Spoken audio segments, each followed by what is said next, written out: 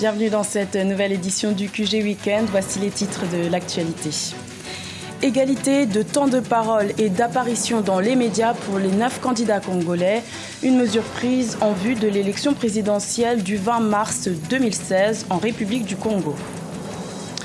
Organiser un scrutin crédible, c'est ce qu'ambitionne de faire la commission électorale béninoise. L'organisme électoral s'attelle aux derniers préparatifs avant le scrutin présidentiel du 6 mars 2016. Et puis les peintres doués et autodidactes, Clavers Odhiambo est un jeune Kenyan passionné d'hyperréalisme dont la première exposition s'est faite dans la capitale kenyenne, Nairobi. Au Tchad, la réunion du G5 Sahel a pris fin ce vendredi 4 mars 2016. Les représentants du Burkina Faso, du Mali, du Niger et de la Mauritanie ainsi que du Tchad ont décidé d'une stratégie commune pour lutter contre le terrorisme. Les 5 pays ont décidé de mettre en place un organisme de protection hyper sécurisé très prochainement, un projet estimé à 7 millions d'euros. Dans l'actualité également, le gouvernement algérien a mis en garde jeudi 3 mars contre une éventuelle intervention militaire internationale en Libye. Selon le ministre algérien des Affaires étrangères, toute autre intervention militaire en Libye engendrerait davantage de destruction et de pertes humaines. Une première intervention internationale militaire avait été menée en 2011. En République du Congo, l'administration électorale a lancé une campagne de sensibilisation des médias pour la présidentielle du 20 mars 2016. Dans un souci d'équité, les 9 candidats en lice devront avoir le même temps d'expression dans les médias. Un reportage de notre envoyé spécial au Congo, Jacques Amboka.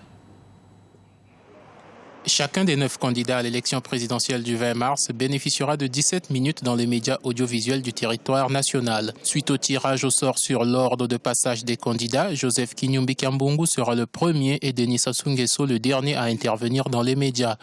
Le Conseil supérieur de la liberté de communication a voulu insister sur la nécessité pour les journalistes de veiller au strict respect du principe d'égalité en cette période électorale.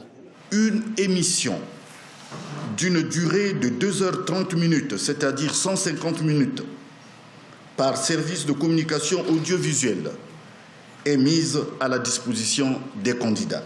Le principe d'égalité s'applique non seulement aux interventions des candidats, mais aussi aux interventions de soutien à leur candidature.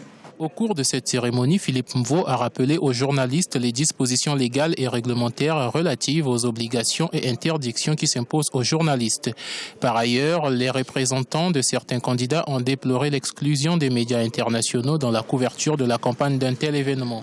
La décision 007-CSLC-B-P portant interdiction de diffusion par des services de radiodiffusion et de télévision extraterritoriaux de tout type d'émissions de campagne électorale à l'élection présidentielle du 20 mars 2016. Lorsqu'on vous restreint à entrevoir les stratégies de communication avec les médias du territoire congolais, en excluant ceux de l'étranger, je trouve que pour un scrutin présidentiel, j'ai appelé ça une loi cacahuète. La diffusion d'un message mettant en cause un candidat donne lieu à un droit de réponse. La demande d'exercer ce droit de réponse doit être présentée dans les 24 heures suivant la diffusion du message contenant l'imputation qui la fonde.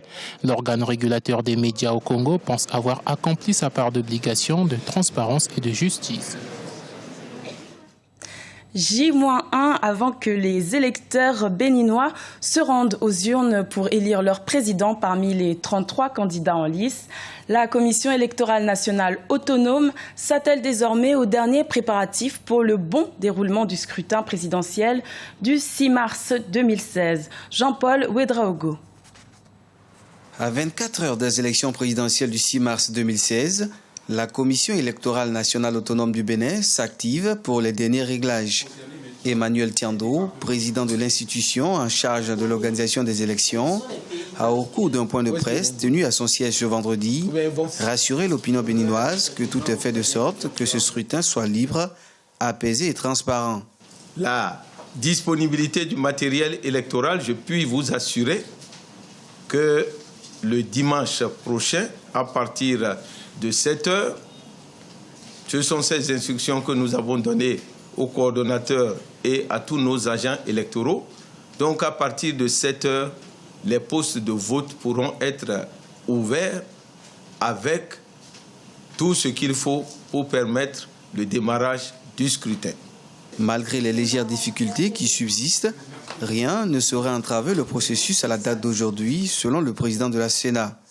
Sur la polémique autour de la disponibilité des nouvelles cartes d'électeurs, Emmanuel Tiando a tenu à faire certaines précisions. Pour éviter des confusions au cours du scrutin, nous avons préconisé que dans les départements où les cartes ont été distribuées, eh bien, que ce soit ces nouvelles cartes qui soient en vigueur.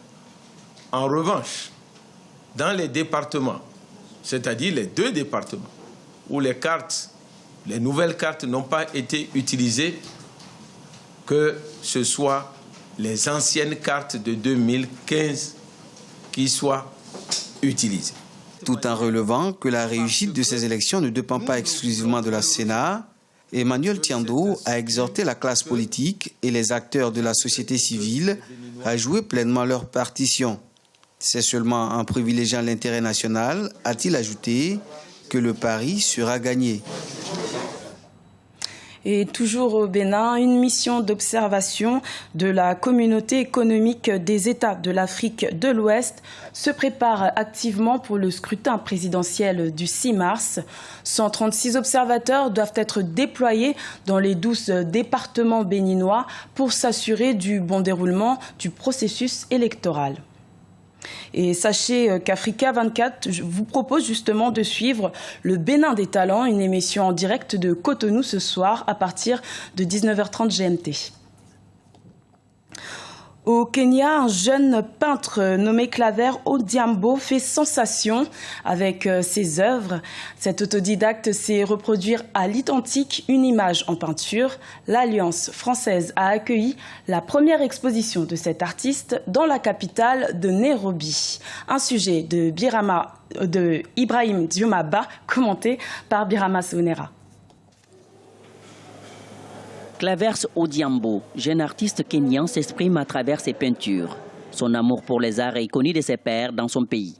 Passionné d'hyperréalisme, un style de peinture complexe et détaillé, il a fait sa première exposition à Nairobi, la capitale kenyane. Ses œuvres sont de haute facture et attirent de plus en plus le public. Une collection de 40 pièces, y compris la série sur des héros africains, sur les Amérindiens entre autres. Quand j'ai fini le lycée, la première chose que j'ai faite, c'est de commencer à produire de plus en plus d'art et tenter de trouver mon style pour voir ce qui me convenait le mieux. Donc avec de la pratique depuis 2012, j'ai été en mesure d'accroître mes compétences pour atteindre le niveau que j'ai aujourd'hui. Le mouvement de l'hyperréalisme n'a cessé de grandir depuis les années 2000. Mais c'est un art encore très peu connu au Kenya. Malgré cela, Clavers Odhiambo crée des toiles hyperréalistes depuis 4 ans. Âgé de 23 ans, Odhiambo étudie actuellement les beaux-arts à l'université de Nairobi. Les icônes africaines que j'ai peintes, j'ai fait la plupart d'entre elles par fanatisme.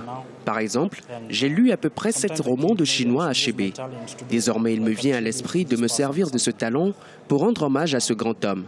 D'autres icônes comme Habib Koïté, Fela Kuti, Susanna Owiyo, ce sont des gens dont j'écoute la musique. Parfois même tous les jours durant mes activités. Je voudrais leur rendre hommage. Gagner sa vie grâce à l'art est dorénavant l'ambition de Clavers Odhiambo. Il a vendu plusieurs pièces avec des prix allant de 50 à 500 $ américains.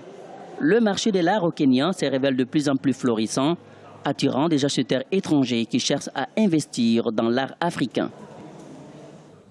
C'était le journal de la rédaction. Merci pour votre fidélité. Retrouvez dans quelques instants une nouvelle édition de l'information sur Africa 24.